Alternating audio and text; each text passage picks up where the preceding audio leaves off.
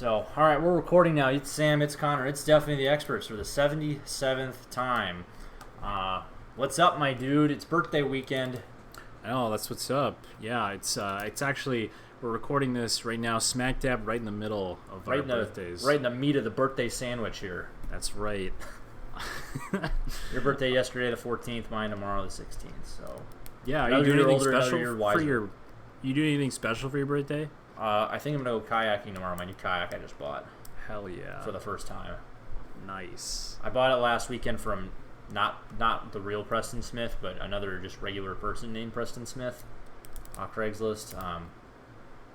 I wanted to get it out right away last weekend, but then I realized, oh shit, I don't have a life jacket. Ooh. And neither do any stores. God damn it. So, Amazon to the rescue. Did you get like a roof rack? Yeah, I had bought one of those a couple weeks back in anticipation of purchasing a kayak. Oh, so, I guess that makes sense. I didn't even think about that. Yeah, that was the thing. Was like, well, I guess how did we get it home?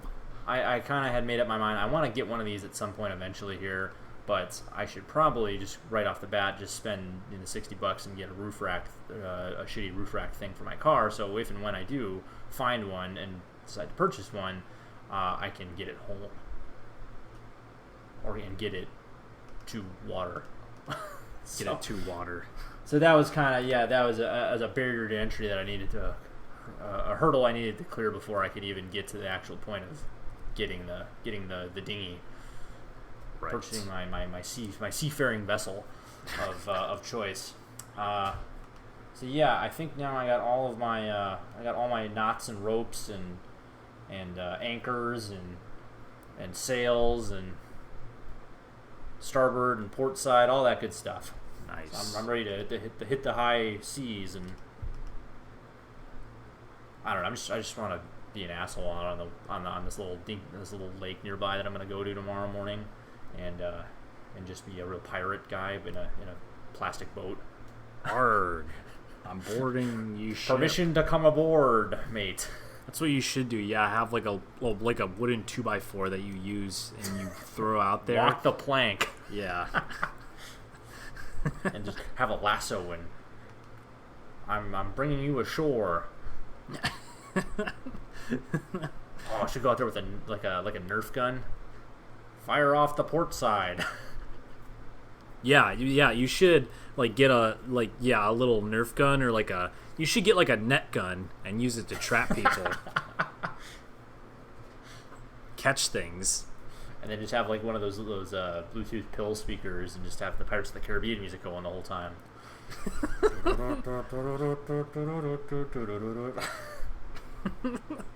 Maybe one of those dog catcher nets. Oh yeah.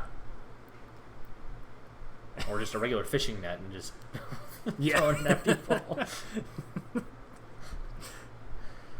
Come quietly. We'll put you in the brig. Yeah, I gotta get an eye patch and everything. It sounds like a solid day, though. Yeah, it'll be a day.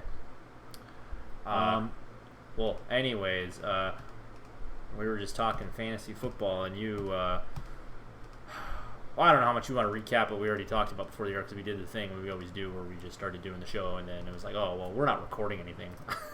So, yeah. Well, there wasn't a whole ton to record. Basically, I was just listening to some fantasy analysis that was talking about draft strategy, draft composition, kind of like just what to think about when you're drafting some of the dudes that you're going after in, some of the first couple rounds of fantasy drafts. And specifically, what they were talking about was targeting folks, wide receivers specifically, in order to bolster your roster in the correct ways, or the ways that you want to have dudes sort of complement each other. So I guess the couple of players they were specifically talking about were Tyreek Hill, Mike Evans, and I think there was another Devontae. dude. Well, those guys too, but these Robert guys, Woods. they were specifically talking about a couple of dudes that were more volatile in nature, or because of their situation or the types of receivers they are, they're more likely to have those like peak weeks, but also weeks where they're not getting you a whole lot of anything. But these dudes are still getting drafted, wide receiver 1 through 10. That sounds like a poor man's, like Robbie Anderson, a poor man version of that. Basically, yeah. Like getting, these dudes that you'll get the spike weeks for sure, and at the end of the year, basically, like these statistics, because you have these weeks where they just go off and they're absolute monsters. They finish the end of the season as like the wide receiver 4, or wide receiver 3, like top 10 wide receiver in fantasy points. But it doesn't tell the full story where like they had weeks where they were really struggling. So that basically was talking about how when you draft somebody like that, like Tyreek Hill, like Mike Evans, you just want to follow up those draft selections with somebody that gives you a safe floor. So what that means for anybody who doesn't know what that means is just somebody who will consistently get you at least some kind of production, something to lay the foundation of your team and points on in your fantasy roster. So somebody like a possession style receiver, somebody like if you're in like a points per reception league, somebody like Christian Kirk, who is going to get the ball like 8 times and get 8 fantasy points. Might not get you much beyond that, but I mean he's going to get targeted every single game. And we were talking about Marvin Jones, or in a higher tier case, we were talking about Robert Woods. He saw like I think 140 some targets last year. Only scored 2 receiving touchdowns, but on the back of 140 targets, I mean you can pretty safely pencil him in as a wide receiver 2. So they were basically saying, if you take one of these guys, Tyreek Hill, maybe not Mike Evans and Robert Woods because they're kind of in the same tier in terms of wide receiver, but yeah, you take somebody like Tyreek Hill, you want to follow it up with somebody like Robert Woods, who he might not get you these monster weeks, but you can always kind of hang your hat on his production and keep him in your roster so that if Tyreek Hill has a down week, you use Robert Woods' consistency, and then hopefully you've drafted a wild card in your roster to kind of pick up the slack for your top tier guy. Yeah. So then, in that point, you're diversified with solid performing lower tier guys, or mid tier, higher tier. Not boom or bust guys, but consistent people, and then you have your wild cards. That's what you're saying. And it's funny you say that. When you lay it out kind of like that, and I look back at our dynasty draft we did a month ago or whenever that was. That's pretty much subconsciously exactly what I did with a lot of those guys, because I got at the end of the first round and at the tail end first round, and then at the turn beginning second round, I got Devontae Adams, who definitely is going to be a solid contributor, consistent high floor guy, and then paired him with Tyreek Hill, and also tacked on Robert Woods and Christian Kirk. So yeah. that's a little confirmation bias. That makes me feel warm and fuzzy about what I did there. So yeah, thanks for that. Yeah, dude. Anytime. Anytime. Yeah, I'm excited to see what happens here with, this draft, and definitely the Tenor draft. When is that draft? Remind me. Sunday, August 23rd at 2 p.m. Oh, that's next weekend. Oh yeah, it is, isn't it? Boy, I better get mocking. I'm behind you. Let me put that on my calendar. Do a couple of mocks. Probably Bro, should. I went in a mock draft the other day, and so these guys were talking because Cooper Kupp went like end of the 3rd round, maybe beginning of the 4th, and so somebody was like, "Oh, you guys are low on Cooper Kupp, huh?" And one of the guys was like, "Not me," and I was like, "Okay, well," it's like, "Thank you for that," but so I went in there and I was like, "Well, yeah." I don't know. He's not on the field. Like, the Rams switched to like heavy 12 personnel towards the end of the year, where they had 2 tight ends on the field, Gerald Everett and Tyler Higbee. They were, in the formation. And when they used 12 personnel, Cooper Kupp actually wasn't in there. It was Robert Woods and Josh Reynolds on the outside / Brandon Cooks. Really? So they had Josh Reynolds on the field ahead of him. Well, right, because Josh Reynolds was actually, he was, in terms of the depth chart, he was playing on the outside behind Brandon Cooks. So he wasn't necessarily like ahead of the depth chart, ahead of Cooper Kupp, but I think he role on the outside versus the slot. Then correct. Cooper Kupp is a slot guy, so when they used heavy 12 personnel, they didn't need to necessarily have Kupp on the field because that wasn't what he did. So I mean, it's interesting to see what will happen because the Rams. I think they used the heavy 12 personnel because their offensive line was significantly worse this year, and they found that out as the year sort of went on. And nothing really changed in the offensive line at all. They drafted another running back. So, I mean, the signs are sort of pointing towards the usage of 12 personnel. That doesn't necessarily mean that Cooper Kupp is going to just stay off the field, certainly, but I mean, they also drafted Van Jefferson, big body receiver. I think that he's intended to be the Brandon Cooks replacement on the perimeter if he can overtake Josh Reynolds on the depth chart. So anyway, and also, Robert Woods being there, he was sort of the unsung hero of that receiving core. Like we were already just talking about him. He had like 140 targets on the season.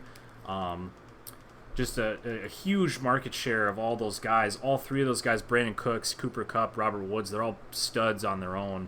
But he was kind of the guy that received the bulk of the work, sort of silently. And then, so these guys are talking about this. And so I put that in the chat. And one of the guy, he's like, yeah, I mean, but by my eyes, Cooper Kupp's a better athlete. So, I mean, I'm going to draft him ahead of Robert Woods. He's like, okay, sure, go ahead. And that was really Don't that. know about that robust evaluation. I know that was really just that. It was like, and that's nothing against Cooper Kupp. I mean, depending on where you can get him, Cooper Kupp definitely will have games where he'll go off and produce. I mean, to be honest, he probably is the better athlete. He's not wrong when he says that. Like, he's good. He's very, very good. Well, yeah, but that's not a sound reason for draft position in fantasy. No, there's absolutely no sort of analysis at all in that. Well, by that measure, then A.J. Dillon should be one of the top running backs taken.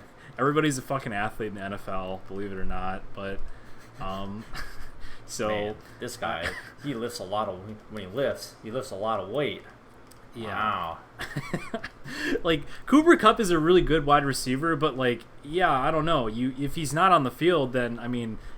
Or if he's just not getting the ball thrown to him, then I don't want him. Right. Like, I don't know.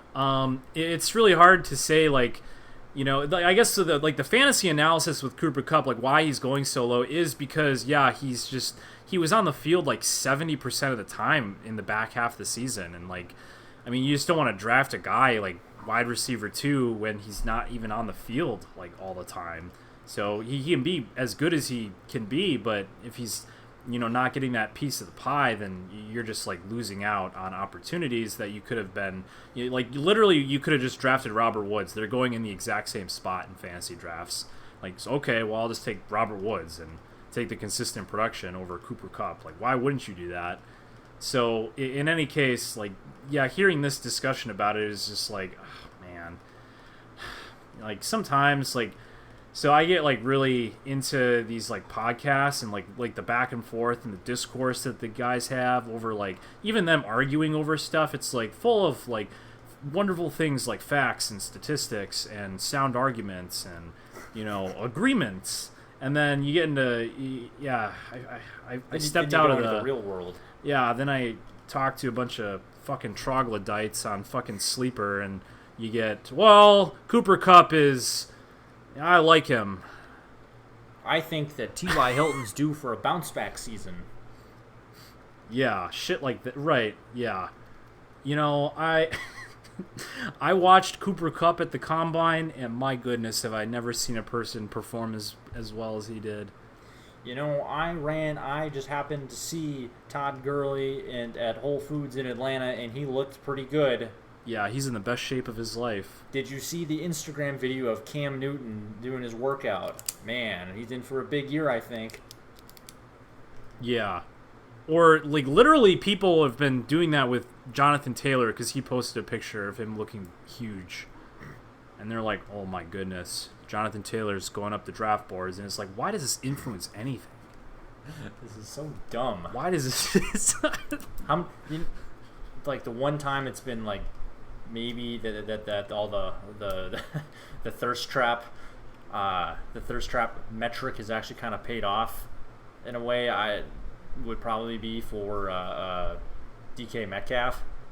I mean, oh yeah, definition of thirst trap, but he was good last. He produced pretty well, pretty good for a rookie receiver. Yeah, I think he was the best rookie wide receiver easily. Yeah. I just don't think that's a good track record. Hey, he also dropped in the draft like a ton. Well, yeah. Yeah, in the real draft. Yes. IRL. But, I mean, that's a guy, is the poster child for, man, look at this. Look at how jacked this guy is with his negative 5% body fat. And it's just not a good reason to push anybody up your fantasy draft board. In that case, it worked out, but yeah, for all the A.J. Dillons and Jonathan Taylors and Cam Newton and all these guys out there, that Julian Edelman, who look great, I'm sure most of these dudes most of these skill position guys are just in great shape. They're professional NFL athletes. So. Yeah. I 100% agree. It's just really silly to see that really actually tangibly affecting fantasy evaluations. Yeah. It's, I don't know. It is the bro science that incorporates a lot of these, like, sports-related activity things where you get wonderful sound analysis like that.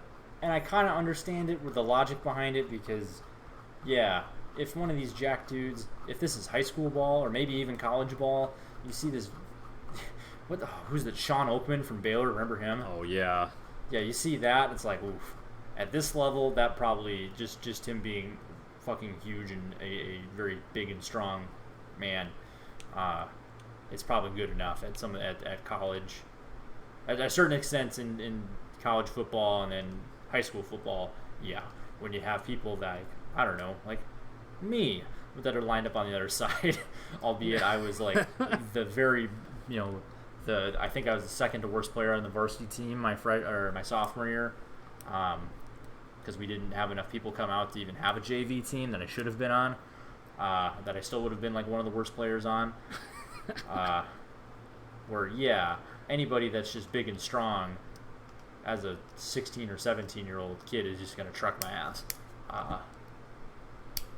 No amount of drinking water and doing all these hype breakdowns and all that stuff's gonna keep me on my feet. Yeah, I agree with you. I agree that physical stature is something that plays a much higher role in things, especially high school, when obviously there's people such a are greater just disparity between, and then also there's the growth disparity between when kids are physically maturing. Right. Exactly.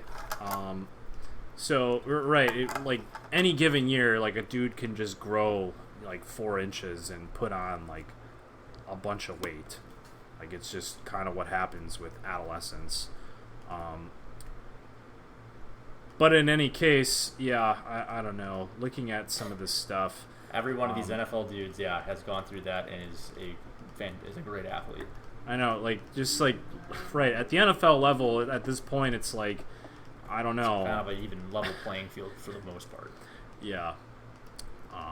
I mean, that's what people talk about all the time. I think that isn't that one of the things that comes. It's usually a common theme on Hard Knocks, is the margin or the difference in talent between the undrafted guys that are scraping for a roster spot and other dudes that are higher picks, or there's really not a huge disparity in like talent, and physical well-being, or not well-being, but physical aptitude, perhaps. Okay. Right? Am I? Is this sounding right? Yeah. There's not a huge difference. It's it's the old John Madden quote: 90% of the game's half mental.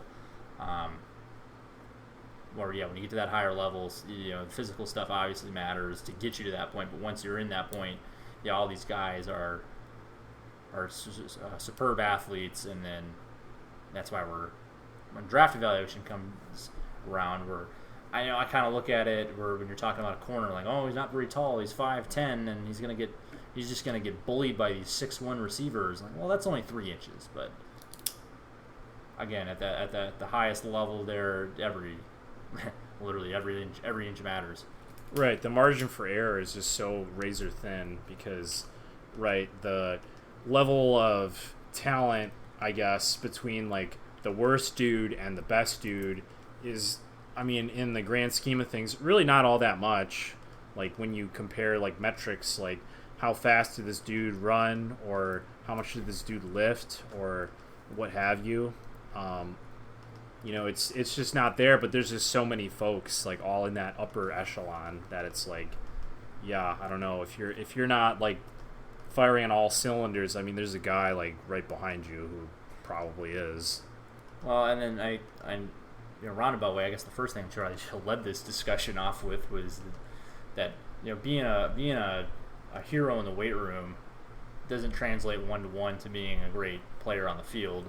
Otherwise, The Rock would have been Hall of Famer in the NFL. Yes, exactly. Let me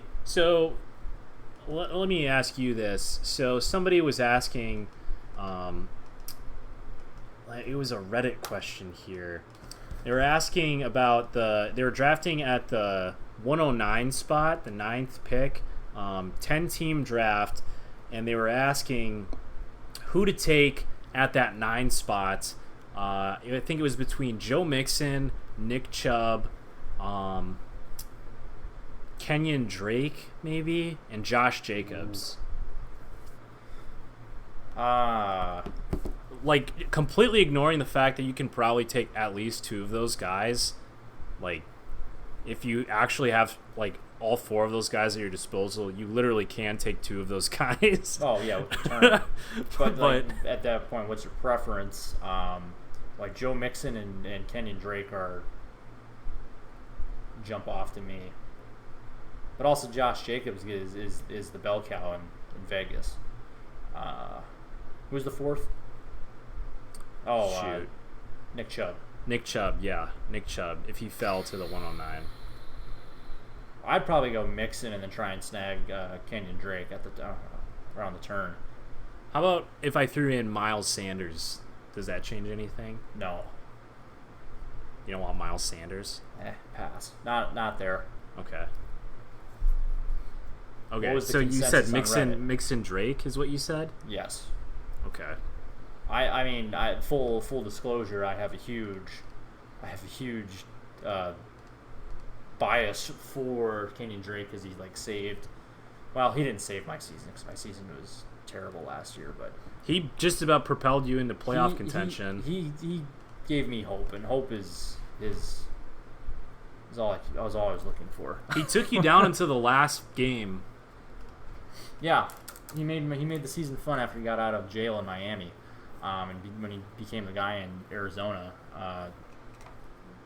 Because his first game was like a Thursday night game right after he got traded. Yep. So literally the shortest turnaround you could have, and you're show up and you have 2 days and you're running back 1 in an offense you've never played in before, and he did stuff. Yep.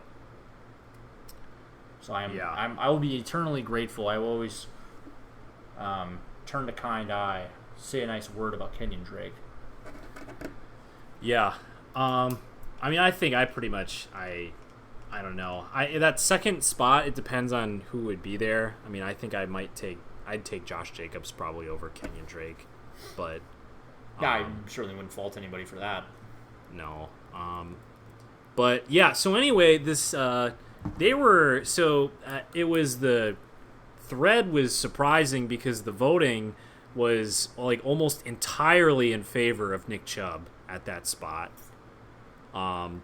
Which again, I don't hate that either. It's just that and there you run into Kareem Hunt. Well, that's exactly it. The running back split. I think that. So, geez, I don't have no idea where I'll find this number, but I think I remember listening to it on a podcast that the first 10 weeks, like before Kareem Hunt was there, Nick Chubb was averaging. He was about the RB3. When you averaged all of his like fantasy stats together, and when Kareem Hunt came back, or I guess I should say when he entered the fold, Nick Chubb averaged out as the RB13. So that's a considerable drop. That is well outside of like RB1 territory. So when you're drafting so I guess that's basically what the thread was all talking about, was like, why in the world would anybody want to draft Nick Chubb in the first round of your draft? Just because, I mean, he's an awesome running back, obviously. Like the first 10 weeks he was just like firing on all cylinders, obviously averaging as the RB3. That's exactly what you want. They upgraded the offensive line in Cleveland, but I don't know. Kareem Hunt is also a very good running back, and he's the one that's going to catch passes out of the backfield. Nick Chubb is not doing any of that. Yeah, they have two legit top end two running backs you can throw out there as starters and feel good about. Obviously, he's only there because of his off the field issues that got him jettisoned from Kansas City, but there's no. I think it would be you'd be hard pressed not to, if you're Kevin Stefanski, not to split the carries or split the touches between the two, keep them both relatively fresh, and you have two legit playmakers in the backfield. You'd think you'd be able great to for Cleveland as a team, but as a fantasy owner, I don't think that's a great value there if you're going in the first round, especially.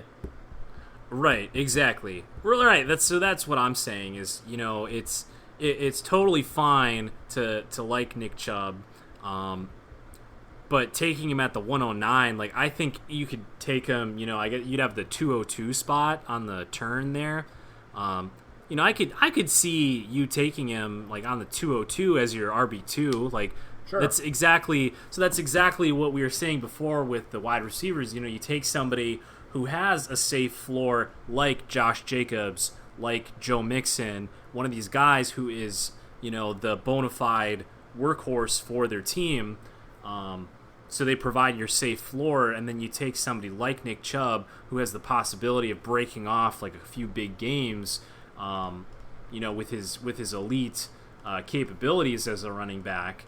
But you don't need to necessarily rely on him, for something big. Anyway, just reminded me of that when we were talking about the wide receiver stuff, that thread in specific. Yeah, 100% agree. Get any more fantasy hypotheticals? Otherwise, we can move on to Packers camp opens today.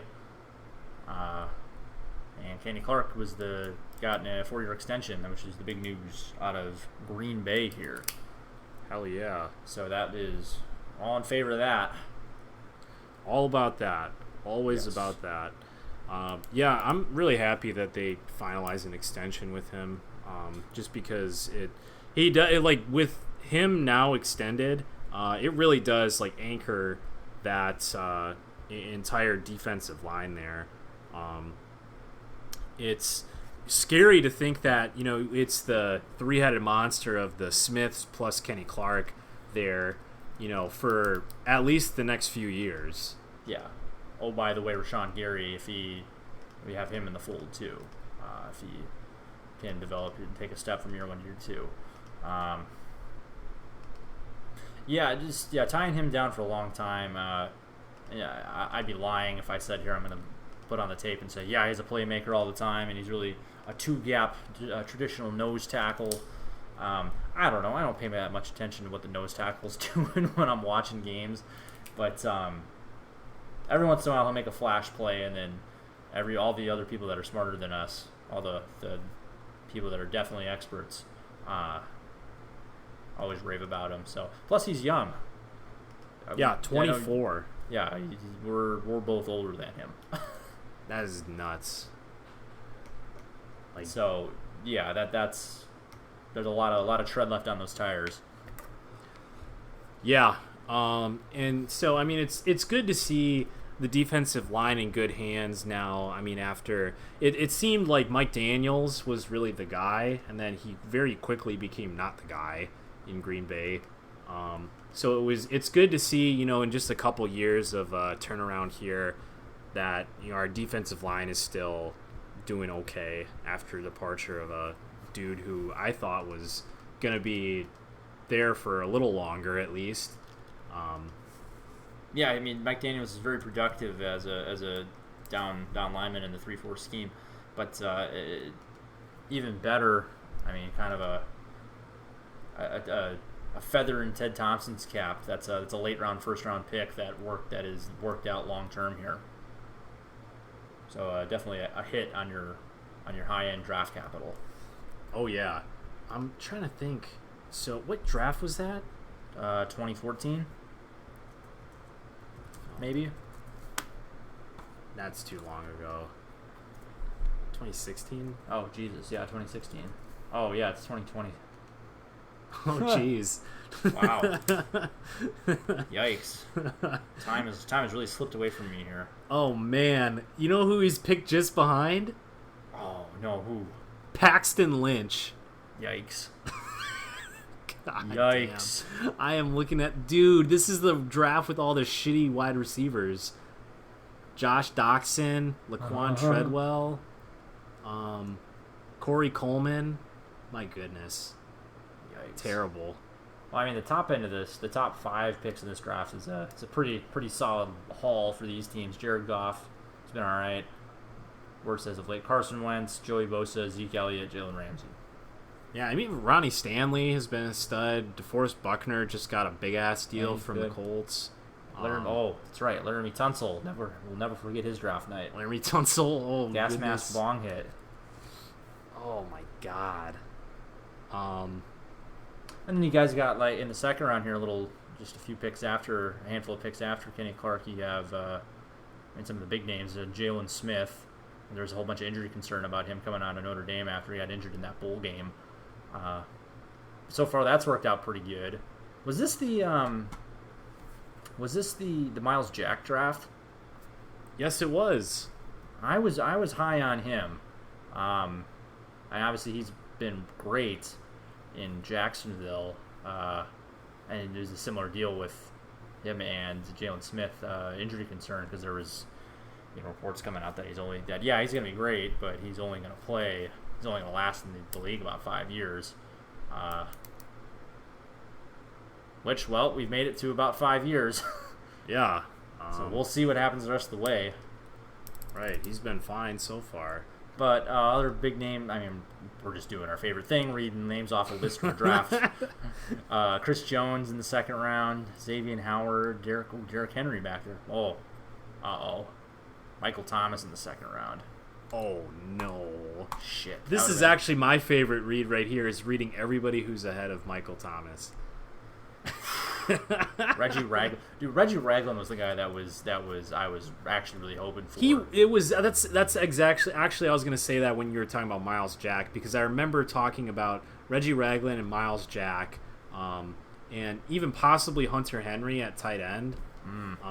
Some of these dudes, I remember it was the Packers had their draft profile thing up, and I remember all these dudes. Yeah, I remember. Yeah, linebacker for some reason, I'm forgetting the context of what this is coming off of, but linebacker I was definitely high in between Reggie Ragland or a flyer on the injury red flag on Miles Jack. Reggie Ragland hasn't really worked out. Hasn't been. No, he's kind of moved around teams. Yeah. Oh, this is Jason Spriggs. Jason Spriggs is the pick right after Michael Thomas. He hasn't been really that good. Christian Hackenberg. Oh, yuck. Roberto Aguayo, that pick. Oh, my goodness. Oh, no. Yeah. There's definitely some names in here where Jeez. it's like, oh my God, some of these dudes. Hold on a minute. This Jaguars draft is unbelievable. Jalen Ramsey at 5. They're Miles Jack in the 2nd, and then in the 3rd they get Yannick Ngakoue. Oof. That's 3 for 3 right there. And who was the number 2 pick? Miles Jack. Well, they have him still. Well, yeah. Yeah, I mean, I don't know. It definitely paid off. I mean, obviously, the next year they damn near went to the Super Bowl, and then they didn't. Well, they built that very, very quickly. Built a great defense, and then it very quickly dissolved. Very quickly dismantled that same defense. Yeah. Bummer. That was fun though while it lasted. Yeah. Oh my goodness. Yeah. I don't know. Right. We're doing this thing again. Tyreek Hill, boy. Well, that's kind of the whole thing. Right. He has off the field issues, but 2 picks ahead of him was Trevor Davis. Well, yeah. Again, I'm not gonna hang my head on that one. Yeah, we're not gonna get into the woods with all that stuff that happened, but yeah, I don't know. I mean, I guess more. I think I was sighing at like all the wide receivers taken ahead of Michael Thomas. Like, oh my God! Like, there's just so many bad ones. It's not even like like Will Fuller. I don't know. Yeah, he's like hurt a lot, but like whatever. He was a stud at Notre Dame, and he's still like, in the league. Like when he is healthy, yeah, he had the single best wide receiver performance in fantasy of anybody ever this past year. Is that Atlanta game? Yeah, we had like 200 yards and like 5 fucking touchdowns or some shit. Yeah, that's like pretty good. Yeah, pretty good. Pretty good. But yeah, Corey Coleman's not in the league anymore. Laquan Treadwell is barely held on in Minnesota. I think he's on the all first round Atlanta team now. That's right. Josh Doxson, is he in the league? He opted still? Out. He's on the Jets though, but he opted out. Just barely hanging on. I don't think he was not a real player, not a dude. Sterling Shepard was also drafted ahead. Okay, yeah, he's all right.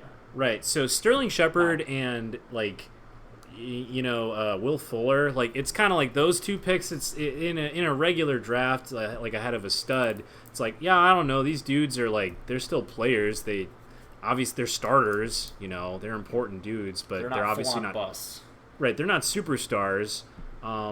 But like it's so funny though seeing like some of these dudes ahead of Michael Thomas that are like just straight ass like out of the league, like Corey Coleman. Like that dude is not on a team. He's not going to be on a team. That dude benefited so hard from playing in that playing in the Big 12, playing at Baylor. Didn't he have like 30 touchdowns his senior year or his last year? That was. Oh, I guess Coleman is with the Giants. Okay, well, 1-year deal. Sure. Yeah, sure. Yeah, he had a ridiculous senior year. Obviously, that's showcasing him getting taken at the 15th overall pick. But I just remember my only Corey Coleman memory is just sitting there watching college football, not watching Baylor, but just on the ticker on the bottom, and then touchdown alert in the Baylor game. Corey Coleman, and then 20 minutes later, Corey Coleman, another touchdown. Another one. It's like anytime that Baylor game popped up, I'm like, is this to Corey Coleman? This Corey Coleman guy who I've never heard of until this year? Oh, yep, sure enough. Yeah, 12 games, 74 receptions, 1,300 yards, 20 touchdowns in 2015 as a junior. Huh. Opted out of, I guess that's the word now, but opted out of his senior year and went to the draft. Yeah, I don't think your stock was getting much higher than that after 2015. No. Yeah. So anyway, that's Back to been the business. 2016 NFL Draft with Connor and Sam. Tune in next week when we do the 1982 draft.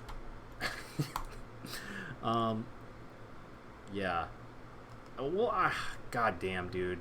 Thinking about So the fantasy people I listen to like shit on the Packers all the time for this 2020 draft. Like they just like pull no punches when it comes to like talking about the Packers draft because they talk about I guess this is kind of going back to fantasy analysis a little bit, but they talk about Aaron Jones because Aaron Jones finished as the RB2 last year overall because he's really fucking good, but he's getting drafted right now in like the middle of the second round because they just drafted AJ Dillon. They're like, yeah, I don't know, like if literally the Packers did not draft a fucking fullback in the second round, Aaron Jones would be going like up there. Basically, like instead of like Joe Mixon, you'd be drafting Aaron Jones. But you know, like, or I mean, some is like they were like maybe even higher, like the RB, like behind like people like Dalvin Cook, you know, up there where like Clyde Edwards-Helaire is getting drafted right now, like maybe the 6 or 7 spot. Yeah, I don't buy that. I swear, regardless of who they would have drafted, there was going to be side. You have to price in some sort of touchdown regression. Yeah, his like he had a redonkulous number of touchdowns there that are gonna come back to earth. He had like 20 or something. It was like nuts how many he had because like I mean he had a number of receiving touchdowns and then he got all this like weird goal line work that should have been going to probably Jamal Williams some of the time. And will probably instead be going to AJ Dillon. Yup. I mean, have you seen his calves? Yeah, have you seen the picture of him from the backside? My goodness. I think I have those same shorts and my legs do not look that big in them. So anyway, yeah, like it makes sense, but it's also like one of these things that's like, yeah, I don't know. It kind of just don't talk about the draft. Maybe like just like I don't know. We've moved on from maybe that. just don't talk about the draft. Like I don't want to do that. Yeah, I know it was bad. I know what it was. Yeah, exactly. Exactly. You don't have to keep telling me it was bad. I know it was bad. I don't know. Well, I shouldn't say I know it was bad, but I think it was bad. It was, yeah. I don't know. I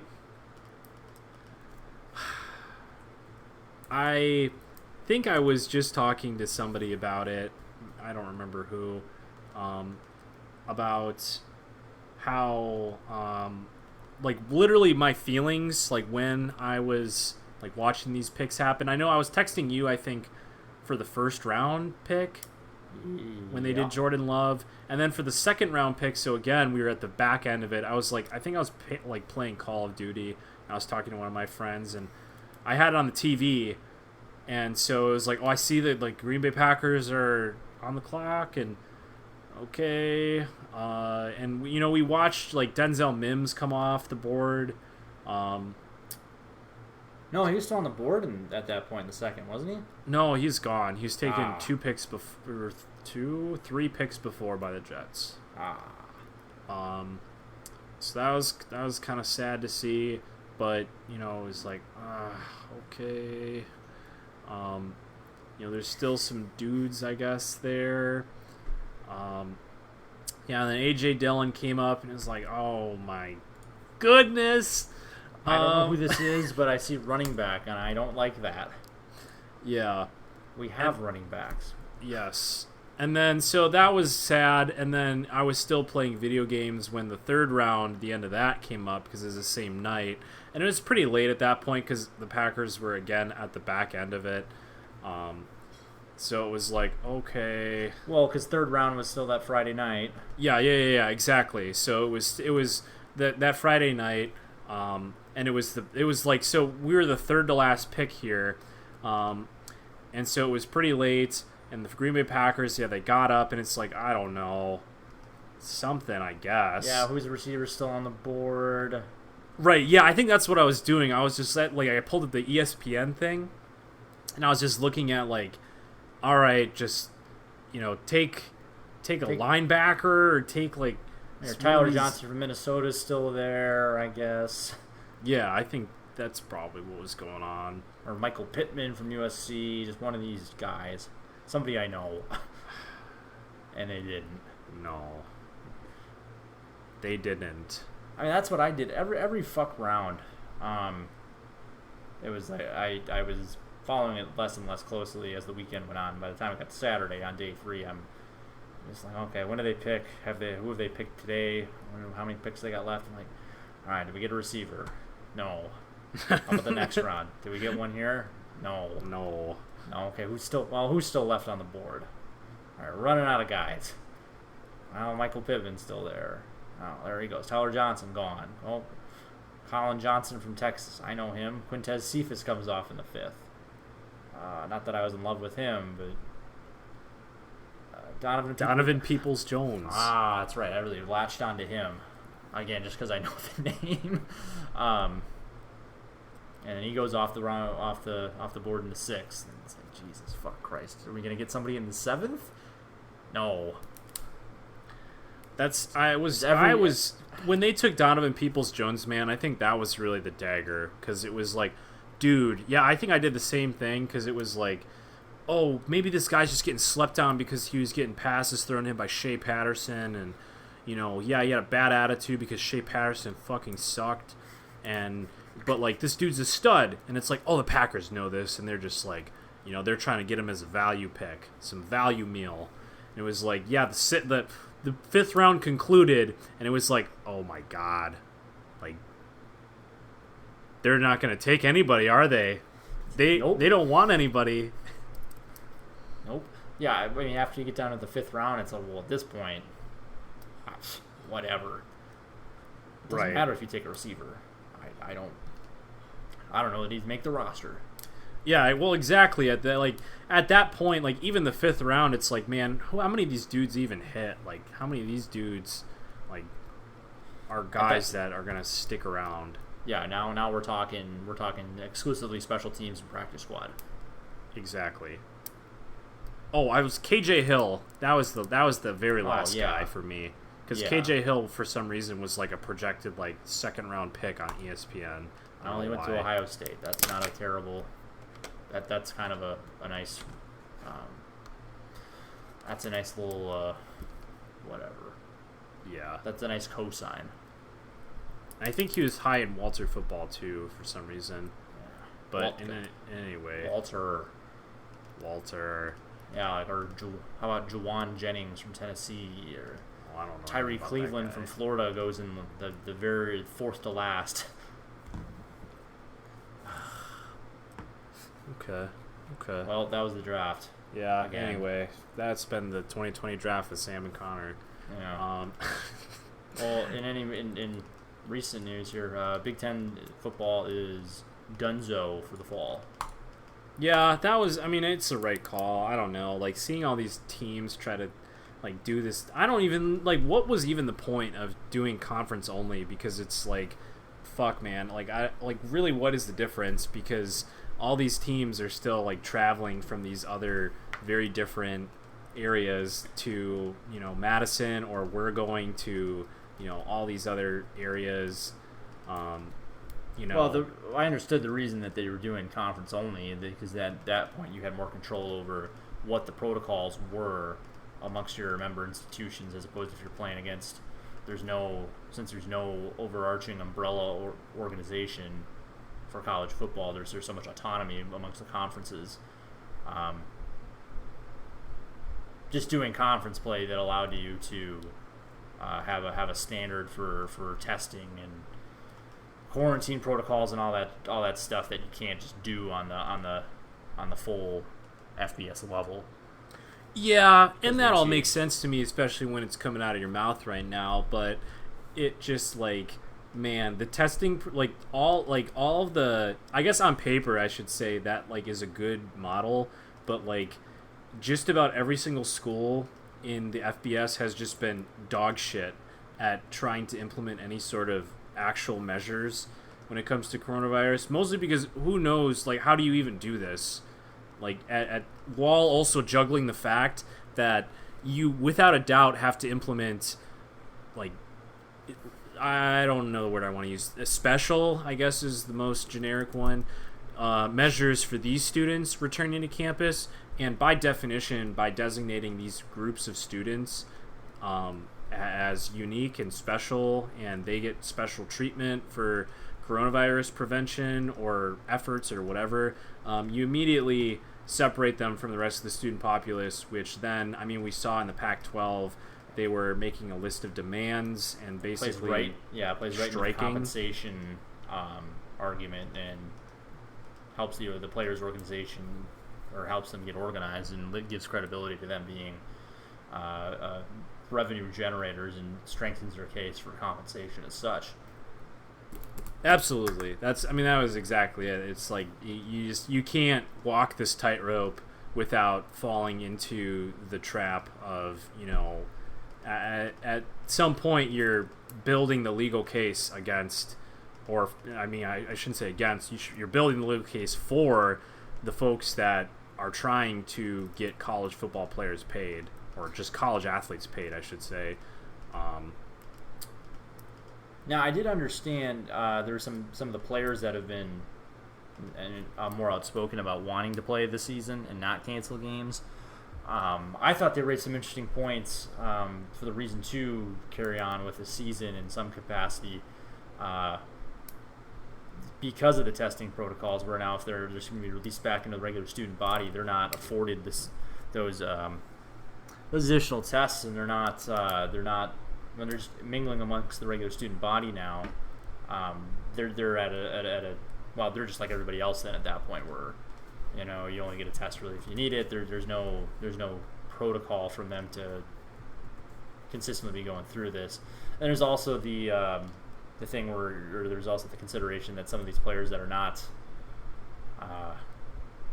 that came from either less than desirable situations, that are either going to not go to school, or they're just going to fuck around and not take advantage of the education. There's some, I'm sure I'm mischaracterizing that aspect of it, but there's some people that really lean on that structure, I think, and really benefit from it, that are probably going to be not as well off without it. Something to that effect. Yeah. Which, it makes sense, but it's either way you go, it's a lose-lose proposition. Right. What I will say, what you could have done is just postponed it and kind of kick the can down the road a little bit and wait till things get started here. But it's interesting. I think it was, what schools was it? There was some stuff on Reddit I saw today where I can't remember what schools they were, but there were schools that during summer camp here, during training camp, the football team we had one or two positive cases and had done a pretty good job containing it and not having outbreaks amongst the team or the staff. And now that a lot of the southern schools are back, the full student body is back on campus and classes have started down there.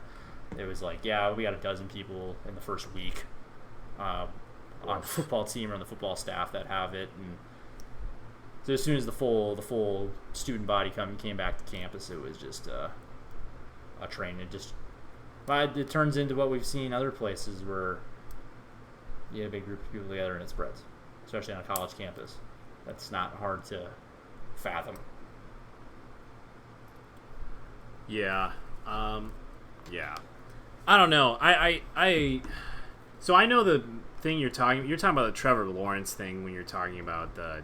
Yeah, he's the biggest name that's been outspoken about the biggest name player in favor of having a season in some capacity. Yeah. Right. He did make a couple of good points where, like, yeah, I think a lot of these, like, football players obviously would have access to an institution that should be providing them with probably more than likely better quality instructions and medical care for them that would be regimented and applied in probably a more effective way than them going back to their individual communities and just trying to figure out what those places are doing. Just getting all the people together as a football unit and having them, use safety protocols that are mandated by basically the university or the team or whatever would probably be a more effective way to keep people healthy. But I don't agree. I think the part where it goes off the rails for me is just we're more likely to get the virus in everyday life than playing football, and I don't think that is true. Oh, yeah. Disagree. No. Well, there was a thing. I think it might have been some sort of senator or state representative somewhere down south, who said something where there's a way you can do it where football is safe. He phrased it in a way where it's like, well, wait a minute, football isn't safe to begin with, regardless of the coronavirus aside. It was just like, I know what you're saying, but the way you phrased it made it sound like it's already safe. It was completely safe to begin with. Like, well, that's not true. No, people get very hurt playing this game. Yeah, right. I don't know. It'll be interesting to see what happens in this like weird standoff with the SEC, ACC, like I forgot what Big 12. I think they're still... Yeah, right now, those three are the only three conferences, because Big 10, Pac-12 have delayed, and then there's their talk about playing in the spring, which that's a whole other thing. But yeah, if those three of the five power conferences do play, what is that going to look like? I don't know. I was really intrigued by all the talk about, especially Nebraska was the one that was really outspoken about, we still want to play. Scott Frost was like, we'll figure something out. We'll go join another conference for a year or just schedule stuff on our own as an independent. And the Big Ten comes in and says, the fuck you will. No you won't. We own or you can leave. We own all your media rights, so no. You will not do that. I like that. I like that exchange a lot. At the same time, that would have been so much fun if it was just this wild west where you got Nebraska playing an SEC schedule, or going back to the Big 12 for just a year, and then you already have Notre Dame playing in the ACC. You get Ohio State. Maybe put Ohio State in the SEC. Put them in the SEC West. Man, and just hodgepodge a schedule together and just have this really crazy, ridiculous season. Yeah, just seeing putting Nebraska back in the Big 12 would really be something. Yeah, I saw some stuff on the Badger subreddit where people were like, "Oh, shut the fuck up, Nebraska." They were all pissed at Nebraska. I was like, I don't know, why are we mad at Nebraska? I get it, they want to play, whatever, but go back to the Big 12. I don't know. Whatever. No, actually, stay. I like playing Nebraska as a Wisconsin guy. Yeah, I don't know. We have a lot of fun with them. Yeah, I just don't think they would really fit the mold of what the Big 12 is now, I guess. I think they're much more of a blue-collar kind of a Big 10 school. Yeah, they did that is true. They did kind of offensively, defensively fit the profile of the Big 10 even when they were in the Big 12. And I think of that the Dominican Sue team when he was getting Heisman votes. Yeah. And he was the most dominant defensive player in a long time. Yeah. And I remember watching that Big 12 championship game against Texas when he like almost single-handedly, as a defensive lineman, won the game in this 12-10 game. Man, what a guy! That shit was insane. But yeah, it would be kind of. It does feel like it would be an awkward fit. Obviously, historically, they're tied to the conference. They're in it for a while, but Yes. but from at least the style of play, yeah, they definitely fit right into the Big Ten pretty nicely. Yeah.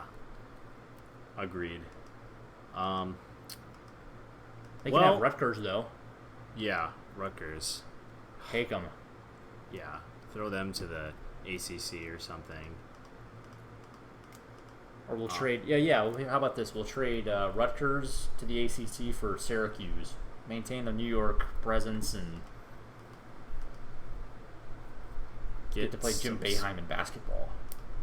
Yeah. Okay. Yeah. Basketball. Basketball school. Rutgers is a school. It's a school. It's definitely a school. Anyway, well, in any case, Sam, I think I have to jet here. Oh, I thought I had one more Big Ten thing, but oh, I was just gonna say the logistics of playing in the spring would be silly.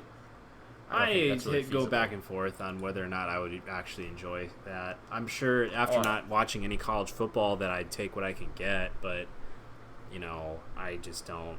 I don't know. Yeah, could you imagine doing band when the season starts in January? What a terrible experience. That sounds like the worst thing ever. It's bad in November. Oh my god. But day one. Yeah, like literally like getting out there probably in January before school starts. Hey, we're going to do Reg Week in January. Yeah, over winter break. Oh my god, dude. Good lord. Awful. Fucking terrible. All right, guys.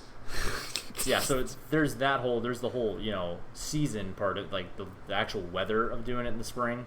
Because that whole calling it spring semester is really just a misnomer.